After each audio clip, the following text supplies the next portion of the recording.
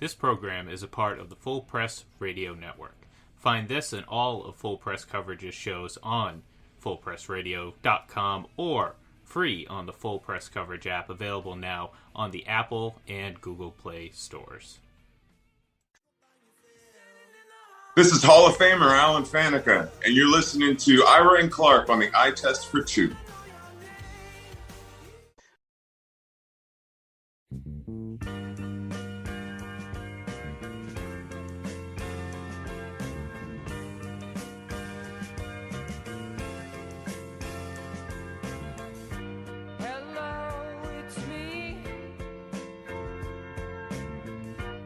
Welcome back to another edition of the Eye Test for Two. I'm Clark Judge. I'm Ira Kaufman.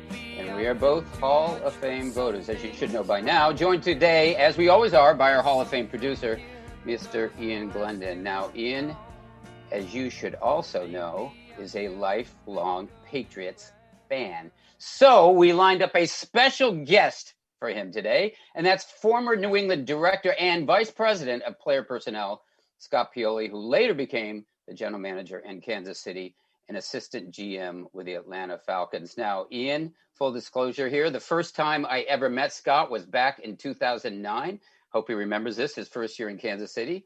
And we spent the greater part of an hour and a half interview on an infernal day in St. Joseph, Missouri, where the Chiefs play. It was just brutal. It was hot, like 90% humidity.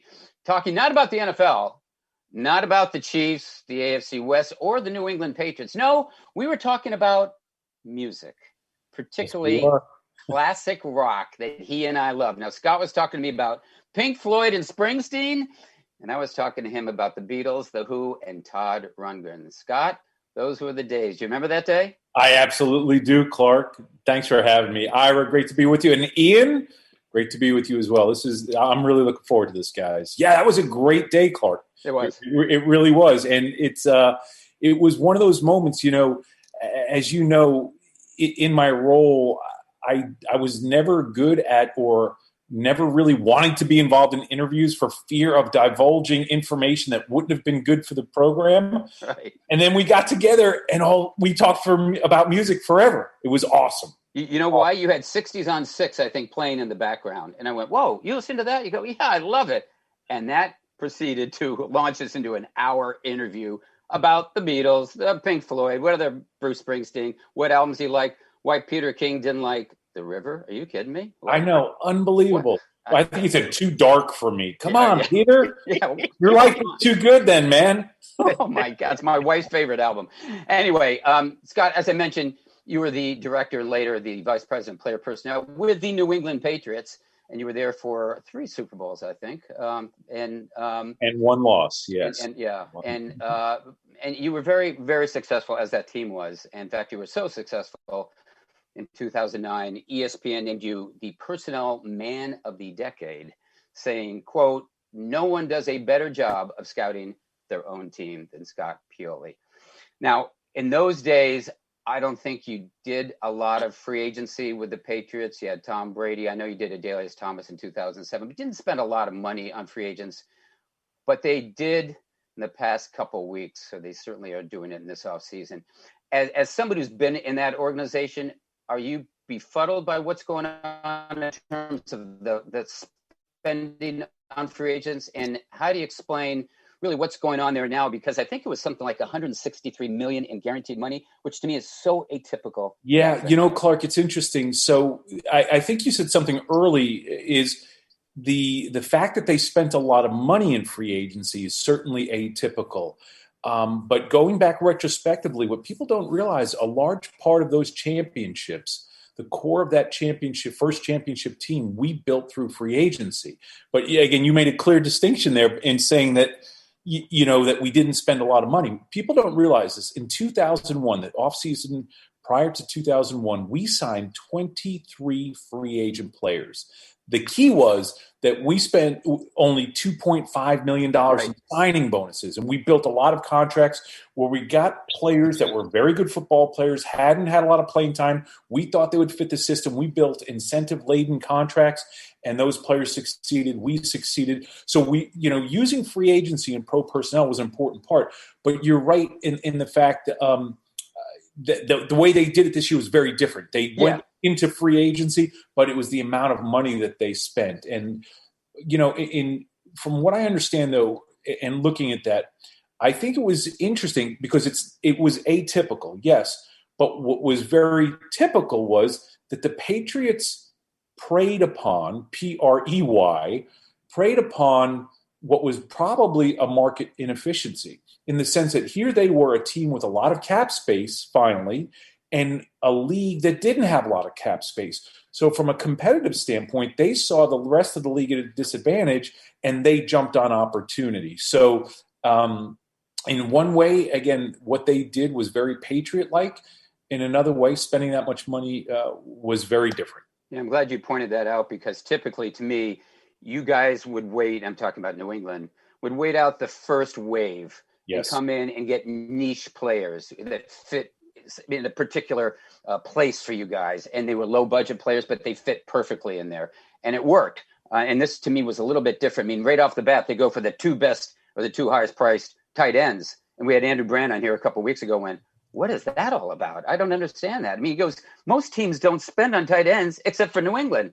They spend for the highest priced tight ends. Yeah, the thing about that, though, again, talking about this retrospectively, that was always interesting. One of the things I didn't like about the way that we spent was that in spending the type of money we did and signing the players that we did, who weren't star power players, they weren't household names.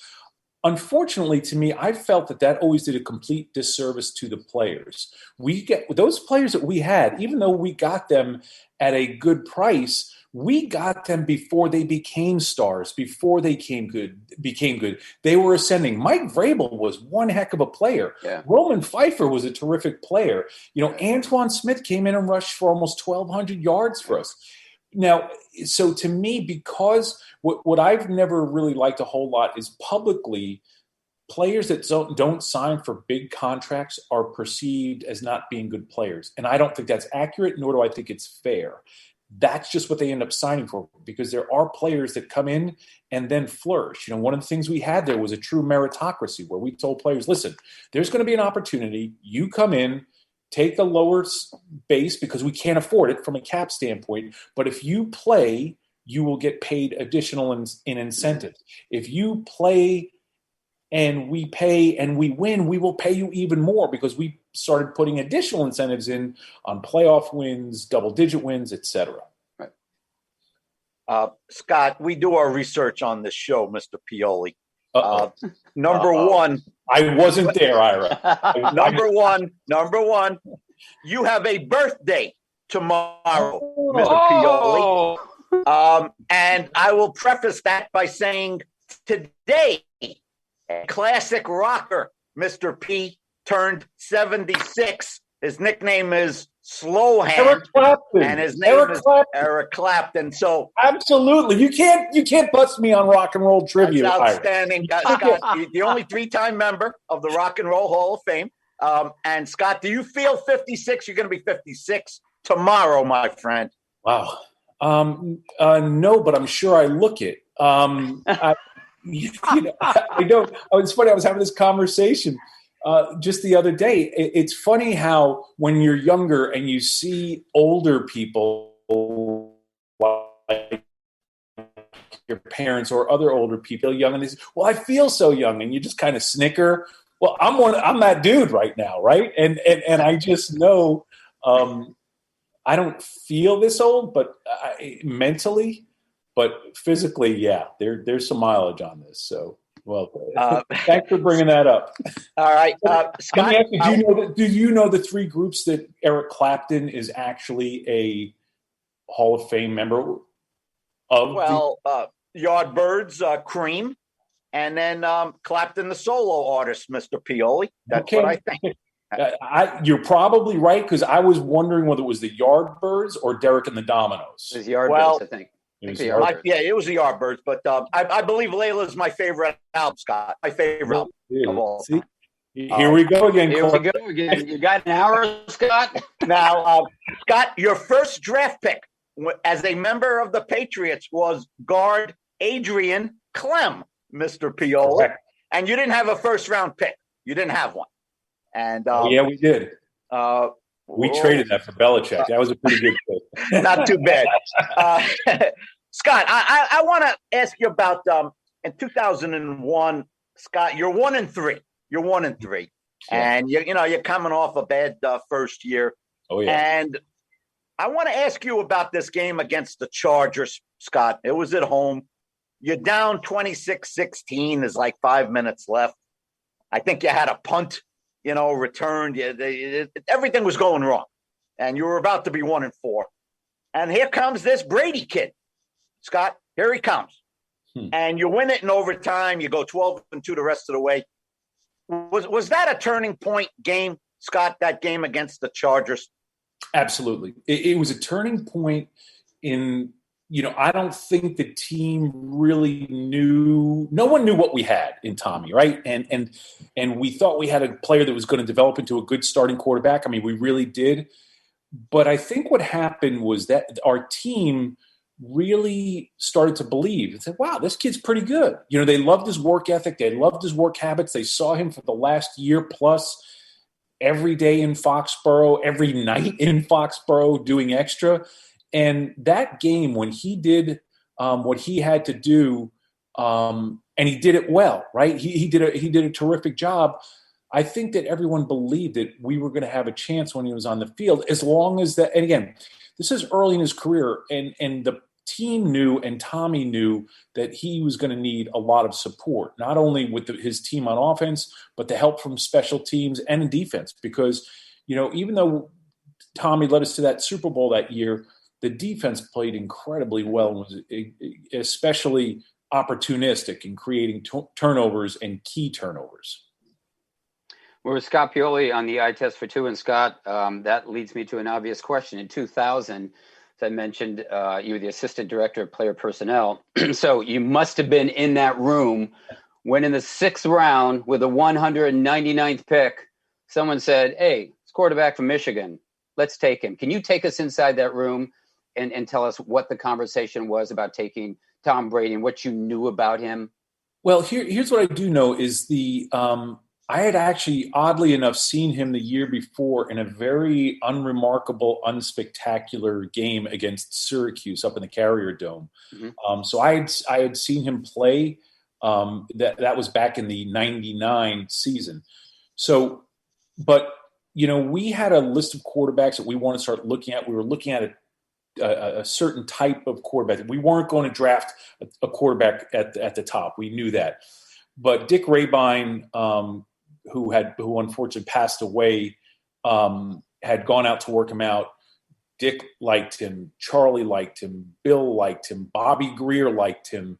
Bobby Greer, who was the general manager at the time. People don't remember, when Bill and I got there, I was the assistant director of player personnel, but Bobby was the general manager. And there was this dynamic we were all trying to deal with and work through, working as a collective and making sure we were working on the greater good. And Ernie Adams liked him. So there was a group of us that liked him. And the one thing I remember distinctly, though, was where we had Brady rated and ranked.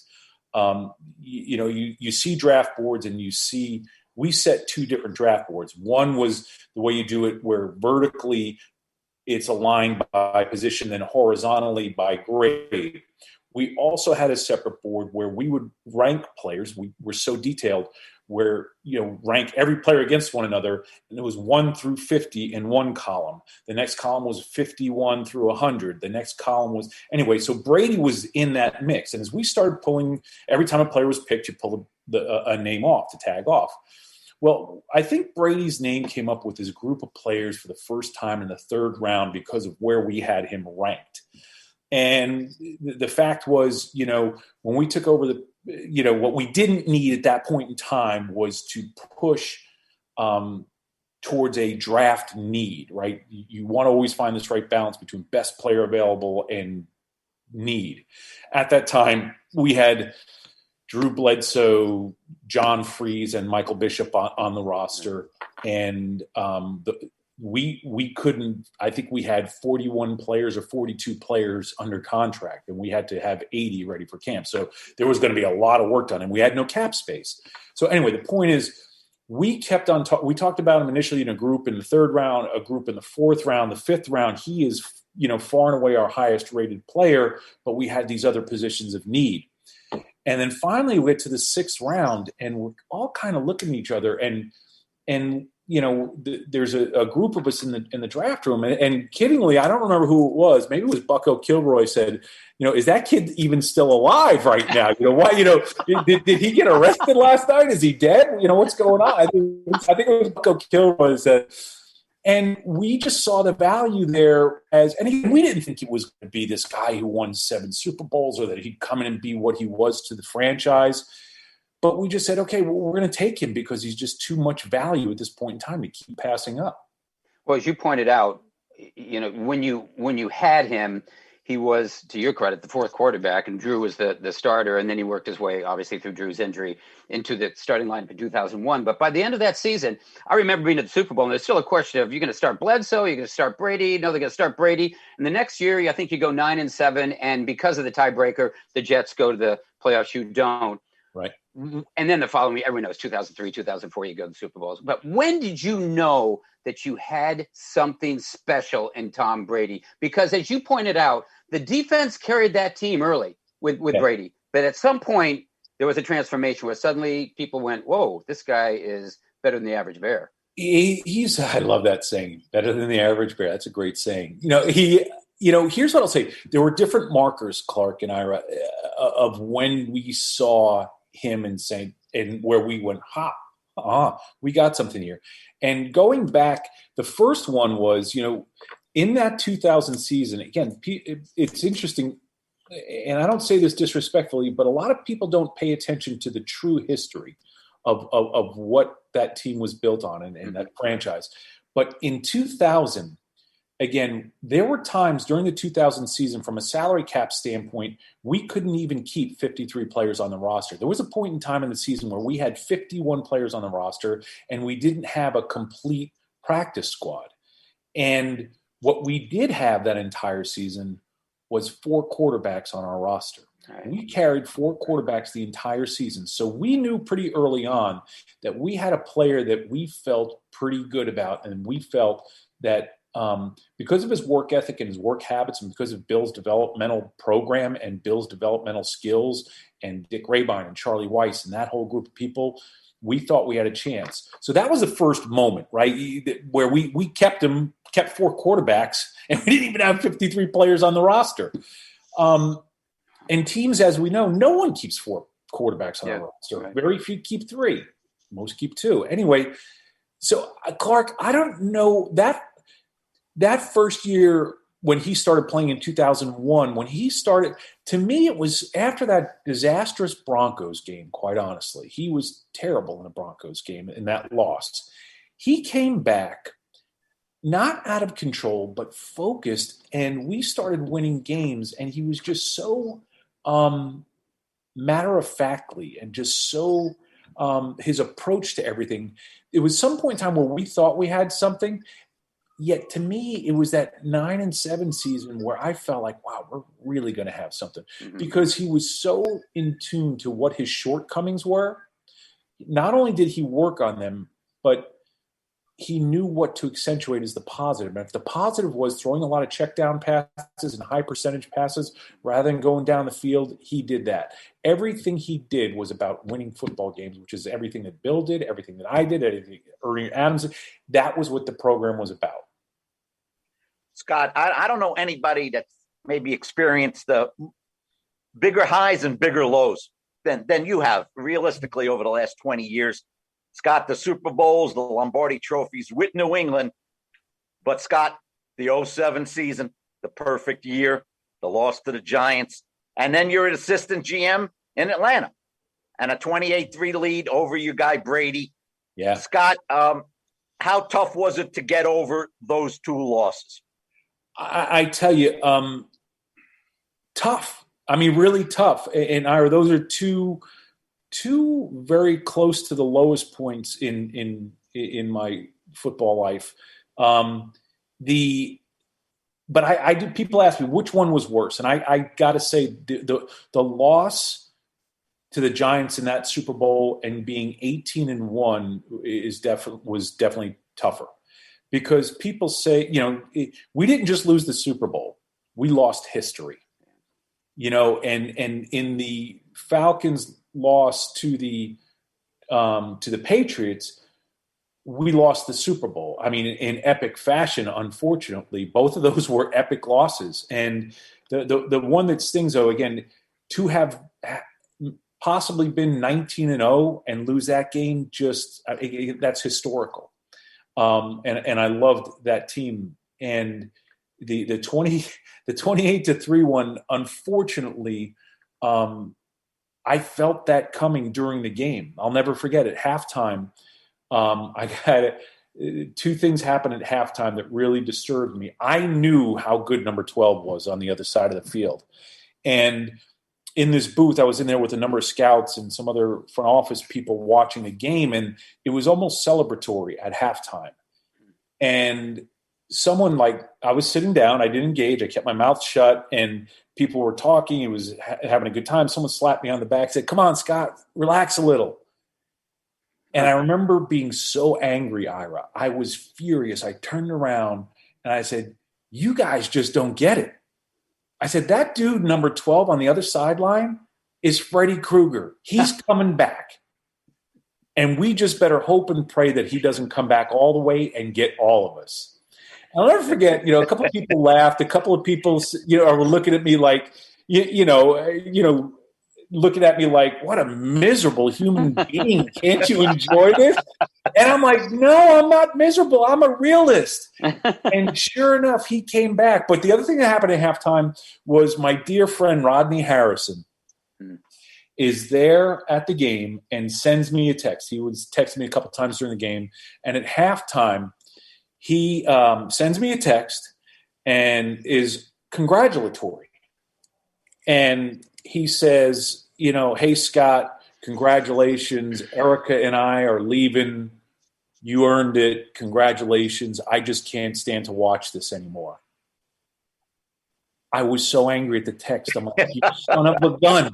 That's the kiss of death, Rodney." There it is, right there. But he was serious. He didn't want to watch the Patriots lose the Super Bowl. And he was congratulating me at halftime. And he and his wife, Erica, left. And I was like, "Oh, yeah, how could you do that?" And I, to this day, I tell him, "You did that on purpose. You did Unbelievable, that on purpose." Scott. Unbelievable. Hey, Scott, you've been involved with so many draft successes, maybe in the later rounds too. But Scott, they don't all hit, and that's rule number one. You're not going to hit them all. So, Scott, with 2 decades behind you, what is the most common mistake pro scouts and NFL general managers make going into drafts? What is the kiss of death there? Well, there's a great question, because there are multiple. One of them is I'm a big believer. I'm watching Miami right now. I'm watching the teams that collect currency. I think as part of the strategy is that if you start trading away too many picks, you're setting yourself up for disappointment. And what I say that for is we all miss on a lot of draft picks. So the more picks you have, the more opportunity you have to get it right and to get good young players. If you start trading that currency away, you have less opportunities to actually hit it. So and I remember Parcells told me this. He says, "Be careful of the guys that love to trade away draft picks. Most of them that are trading away draft picks are afraid to draft. And they're afraid that of the grade they're going to get, because the fewer picks that people have are usually the teams and the GMs that get the highest draft grades." And that always resonated with me. So I think one of the kisses can be on one cheek could be the lack of preparation of having currency to move up and down the board and to have this wide cast of opportunities. And I think sometimes, people say that they're always going to draft the best player available, or they're going to draft based on need. And I think there needs to be a thoughtful balance of those two things, right? Of drafting the best player available and or need. But if you're in a position where you've got the best player available and, and Tom Brady is your quarter, a 28-year-old Tom Brady is your quarterback, and the best player, trade out, right? Use as many vehicles within the draft at your disposal.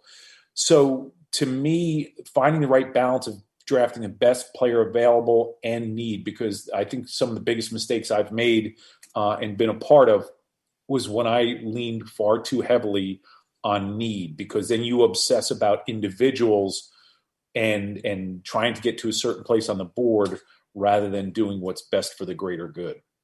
Scott, one of your best draft picks was a guy named Richard Seymour, defensive lineman. And Ira and I know him well because he's been a Hall of Fame finalist the last 3 years. He's been a top 10 finalist the past 2 years. I think, and so would Ira, that he is a front runner for election to the Hall in 2022, but he isn't it yet. So I guess my question to you would be, what would you tell voters if you were presenting Richard Seymour to them as a candidate for the Pro Football Hall of Fame? Because one thing I know you're not big on is analytics and stats, and we aren't either. We think they can be helpful, but there are people in that room who live by those things. And Richard Seymour was a guy who moved up and down the line and played to that position, often not to stats. And yet I do think ultimately it's probably hurt him a little bit. But in the end, I do think he's going to make it. But again, that's a long way of saying, what would you tell voters to get him in? Well, first of all, Clark, I pray that he makes the Hall of Fame because he is so deserving. He's a Hall of Fame player and a Hall of Fame human being, in my opinion. And I, as you both know, that I care about the quality of a human being as much as I do the players. And Richard, I respect analytics. I really do. I also think that we can't rely just on tape or just analytics. It's, again, this blend of the two things that is so necessary. And, you mentioned it, Clark, that Richard played defensive end. He played 5 technique. He played 4 technique. He played 3 technique. He played, he played the nose. He played wherever he was needed to play for us to be the strongest defense. And at times, that was to his own personal detriment. And I would tell the Hall of Fame voters that. I would also explain to them a little bit about the scheme and the defense that he played in, which was up front a 2-gap defense. And when you're in a 2-gap defense, you are controlling blockers on the line of scrimmage so other people can play better and make plays. And when we talk about the game of football, and this is what I would say to Hall of Fame voters, when we talk about football is quite possibly the greatest game. I believe it is our greatest game. I believe because it is always about a greater good, not the individual. It's about 11 interdependent relationships, people working together whether they like one another or don't like one another, regardless of you have to play together. And Richard Seymour embodied that. Those players at the Patriots embodied that. And I'm truthfully disappointed. There were some great players there that haven't gotten their due because they were such good teammates and because they were such great players on great teams. They don't get enough respect, quite honestly. And Richard Seymour embodies everything. Here's what I know is I remember talking to people from other teams and coaches from other teams who said, you have to game plan around Richard Seymour. You have to figure out every week how the heck you're going to block Richard Seymour. And to me, Richard Seymour's greatness isn't in his numbers. It's not in his, the stats he produced. Everyone heard when he came out, he was drafted as a defensive end. And the mentality is most fans, most people that don't know all of the intricacies of the game, they see a 4-man line with a defensive end and Lawrence Taylor, who's supposed to be coming off the edge, or some great pass rusher. He was not an edge pass rusher. That's not the kind of defensive end he was, and it's not what he was asked to do. And to me, I get excited here, and I'm glad, but I'm not glad you asked the question, Clark. I'm so upset on his behalf. Because he's not only a Hall of Fame player, he is a Hall of Fame person. And he embodies everything that is good and right about football and everything that is good and right about the Pro Football Hall of Fame.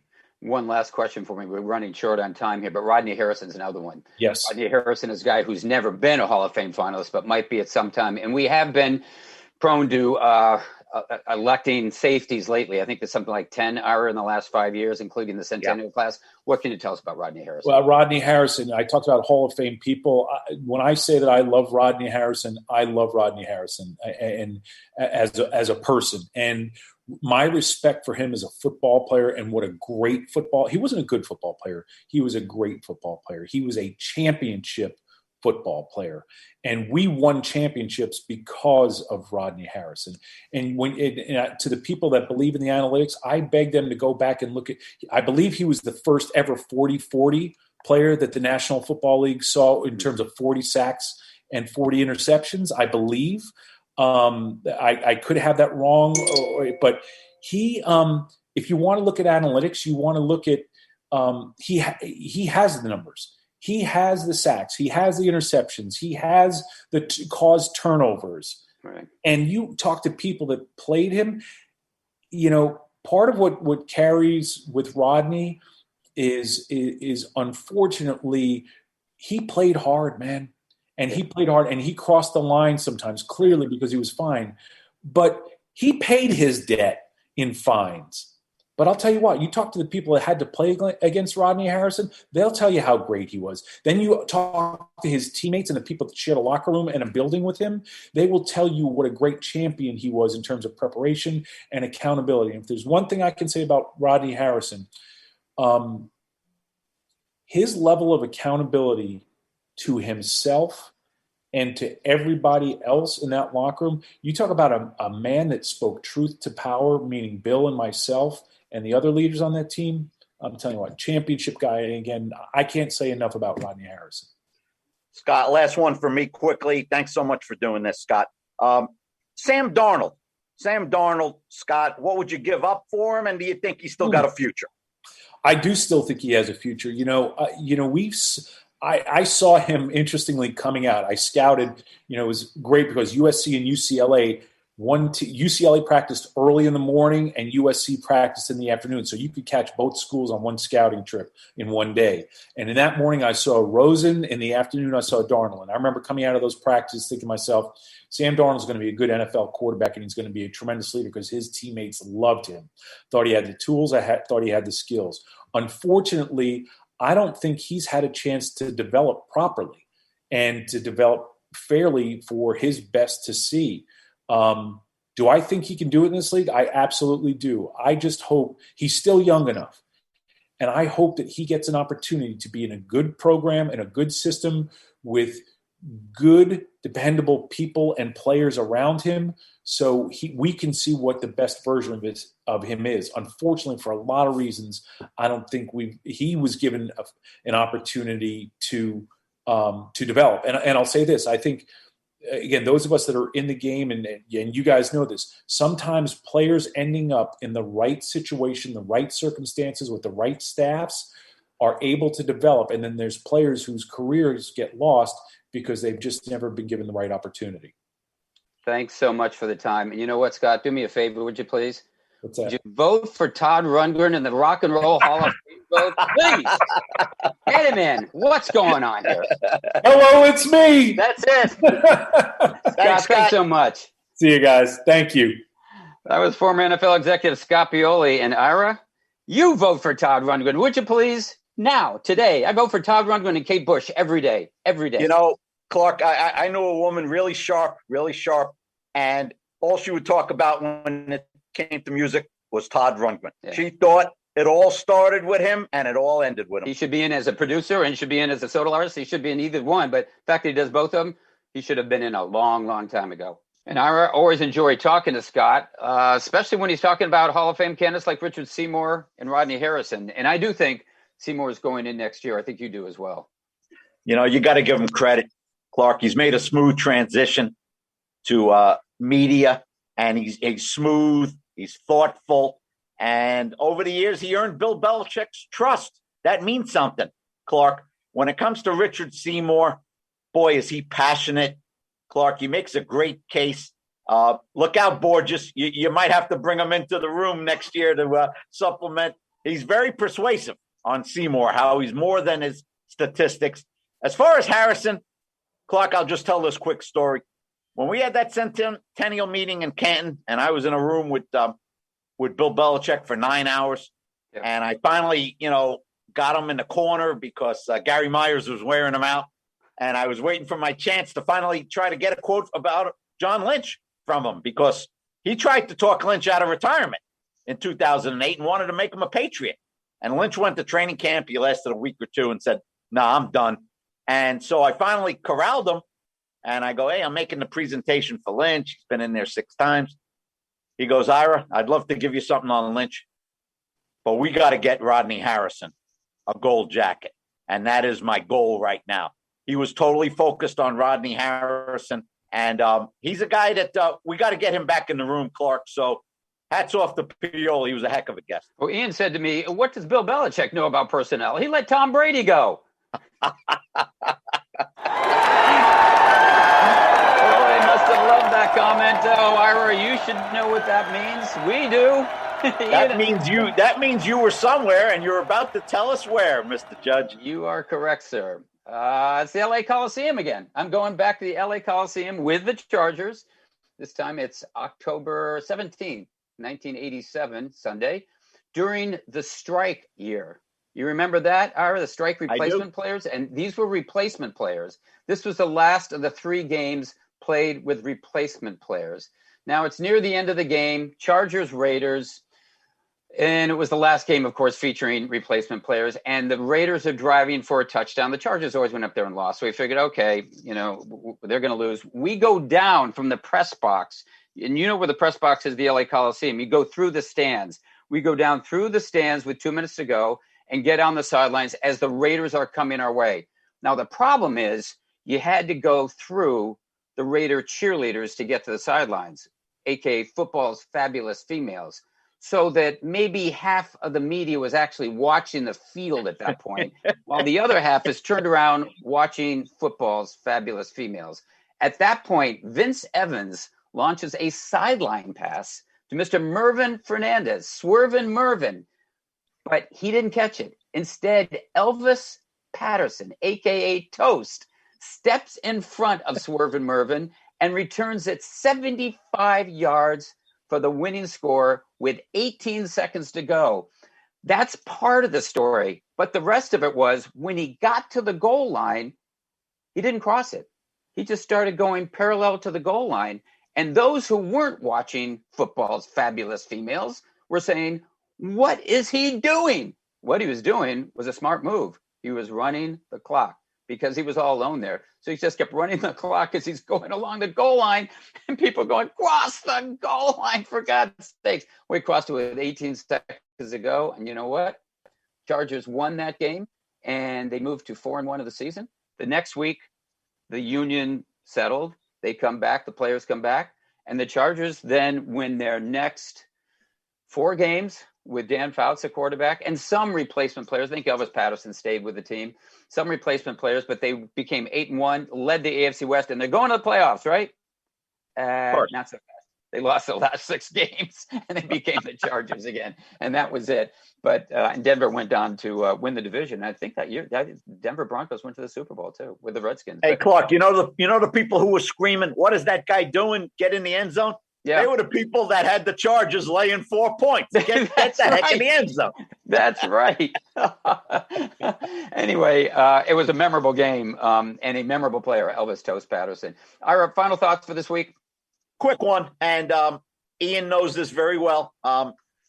We learned again, Clark, not that we need another reminder. Be careful before you press the send button on Twitter, Clark. Latest victim, Carlton Davis, young Bucks cornerback, put out something about Asian Americans, and used a slur and he deleted it quickly. But Clark, you can't delete it quickly before somebody has a portrait of what you put on the screen. Then he said he didn't think it was offensive. It meant something else. Nobody's buying it. So, Clark, the Bucks had to put out an apology yesterday, which was appropriate. Right. And we learn again, Clark, be careful what you're doing on social media. Absolutely. And that's one reason many people stay off of social media. One last thought for me, Ira. I got my second vaccination this week on Wednesday.